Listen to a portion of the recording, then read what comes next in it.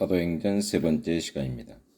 베드로는 요엘서의 본문을 어떻게 해석했는가?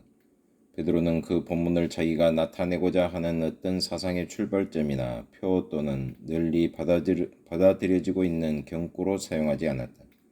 오히려 그는 그 징조들이 요엘이 예언한 것의 성취를 가리킨다는 사실을 보여주었다. 요컨대 요엘은 불과 성령의 부어주심에 대해 말했던 것이다. 누가복음서는 예수님께서 나사렛 회당에서 거기에 모인 청중들이 이사야 61장을 들을 때에 바로 그 말씀이 성취했다는 사실을 선포하신 것으로 시작되고 있다. 마찬가지로 사도행전의 서두 역시 요엘서 2장 28절 이하의 내용이 오순절날 그곳에 모인 백성들이 그것을 들음으로써 그들의 목전에서 성취된 사실로 시작되고 있다. 이러한 성취는 메시아가 참으로 오셨음을 보여주고 있다. 베드로는 최근에 십자가에서 죽으신 예수님이 바로 메시아이시라는 사실과 오순절 사건은 예수님을 하나님 우편에 앉히시며 시편 110편 너희 보고 듣는 이것을 보여주신 2장 23절 하나님의 놀라운 징조임을 선포하였다. 베드로는 다음과 같은 호소로서 그의 설교의 결론을 짓고 있다. 그런즉 이스라엘 온 집이 정령할지니 너희가 십자가에 못 박은 이 예수를 하나님이 주와 그리스도가 되게 하셨느니라. 36절. 베드로의 설교에 대한 반응은 어떠했는가? 사람들은 커다란 두려움에 사로잡혔다. 예수님이 정말로 메시아라면 다시 오셔서 예루살렘과 이스라엘에게 그 언약의 진노를 쏟으실 것이다. 오순절 날의 징조들은 장차 피와 불과 연기의 기둥으로 임할 메시아의 진노에 대한 경고로 이해되었다. 베드로는 자신의 인용한 본문을 청중들에게 어떻게 적용시켰는가? 주 예수 그리스도의 이름을 부르는 자는 누구든지 구원받을 것이며 또한 약속된 성령을 선물로 받게 될 것이라고 선언했다. 왜냐하면 요엘 선지자의 약속은 베드로의 청중들에게도 적용되는 것이기 때문이다. 베드로는 요엘서 2장을 인용하여 이렇게 선언하고 있다. 이 약속은 너희와 너희 자녀와 모든 먼 데 사람 곧 주 우리 언약의 하나님이 얼마든지 부르시는 자들에게 하신 것이라. 2장 39절.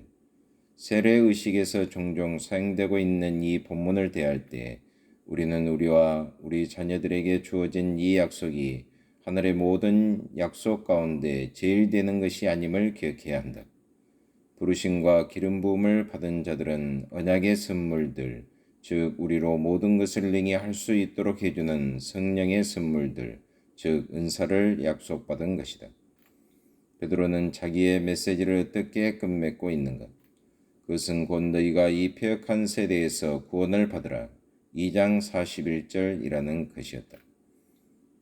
베드로는 여기서 다시 한번 요엘서에 누구든지 여호와의 이름을 부르는 자는 구원을 얻으리니 요엘서 2장 32절. 참조 로마서 10장 13절이라는 구절을 언급함과 동시에 오래지 않아 그 성전에서 듣게 될 모세의 마지막 노래를 언급하고 있다. 그들이 여호와를 향하여 악을 행하니 하나님의 자녀가 아니요 흠이 있는 사곡한 종류로다. 신명기 32장 5절, 참조 20절, 시편 12편 2절 8절. 선택의 기로에 선 이스라엘. 우리는 사도행전을 읽어가면서 누가가 이스라엘이 어떻게 선택의 기로에 서게 되었는가를 보여주고 있음을 기억해야 한다.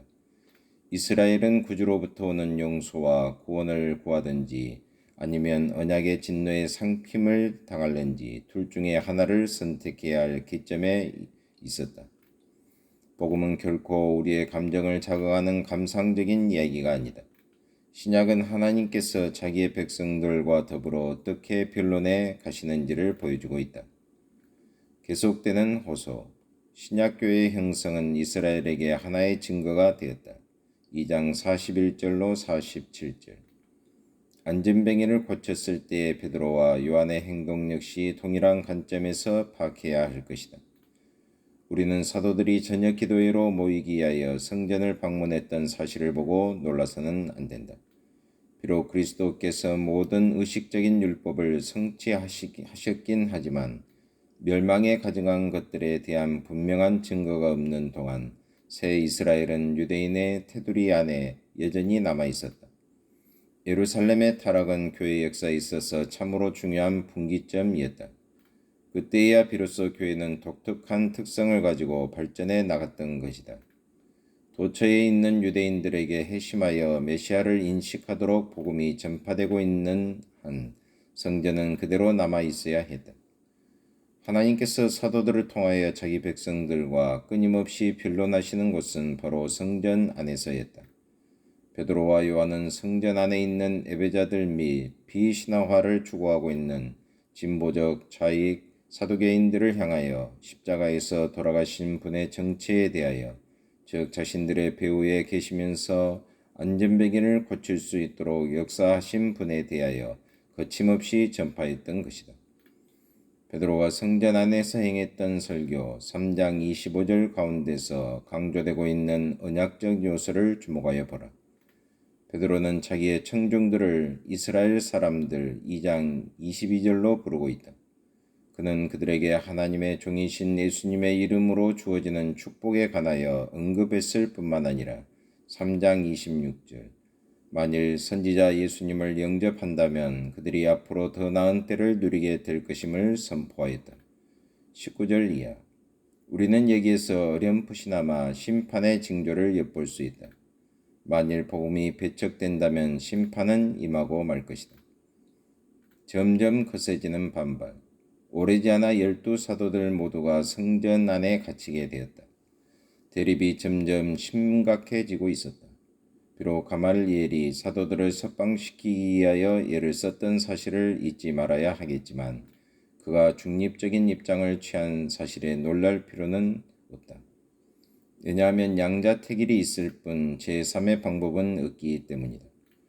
가말리엘이 중립적인 입장에 섰다고 하지만 사도들은 매를 맞고 여러 사람 앞에서 말하지 못하도록 금지를 받지 않았던가? 이것을 중립적이라고 할 수 있겠는가? 사내들이는 예수님을 반대하는 편을 택했던 것이다. 교회는 자신들이 겪은 일들이 메시아적 왕이 보좌에 앉아 있는 동안에 우주적 혁명을 말하고 있는 시편 2편에 대한 성취임을 기도하는 중 올바르게 지적하였다. 이스라엘의 지도자들은 빌라도와 헤롯의 편에 섰다.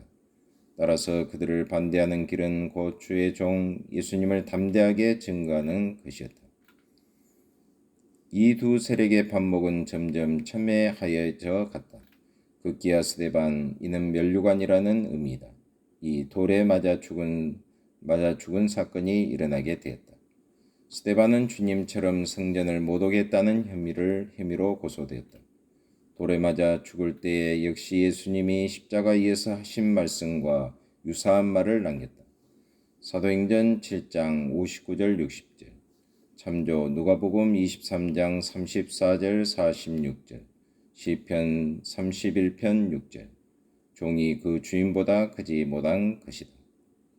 하나님 아버지 참으로 감사합니다. 계속해서 사도행전을 배우게 하심을 참으로 감사합니다. 오늘 또 주님과 동행하는 하루의 삶이 되게 해주시고 하나님의 영광을 위해서 계속해서 달려가는 저희의 발걸음이 믿음의 발걸음이 되게 하여 주옵소서.